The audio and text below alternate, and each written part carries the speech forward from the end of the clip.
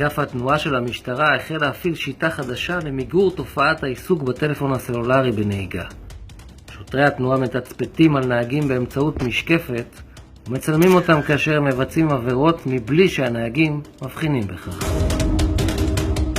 אנחנו מבצעים פעילות תצפית על מנת לאתר נהגים שמבצעים עבירות של בריונות ועבירות מסכנות חיים בכבישים הבין-עירוניים בסמיכות קרובה מאוד למועד ביצוע העבירה. אנחנו יודעים להגיד שיש להם קשר ישיר בין העבירה לבין תאונות הדרכים שמתרחשות כל יום. כרגע אנחנו ממוקמים באזור שער הגיא, באזור המשוריינים.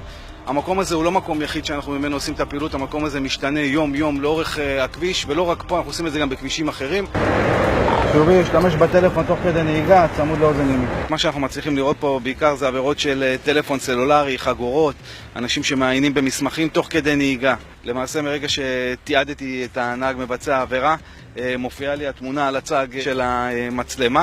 אני מעביר את זה דרך וי-פיי באמצעות הפלאפון לניידת שנמצאת במרחק מאיתנו, מאתרת את הנהג, עוצרת אותו, ואף מציגה לו באותו רגע את ביצוע העבירה. את התמונה של ביצוע העבירה. כשהגלגל מסתובב לא נוגעים בטלפון, וזה לא משנה מה אתה עושה בטלפון, מסמס או דברים אחרים, זה לא משנה בכלל.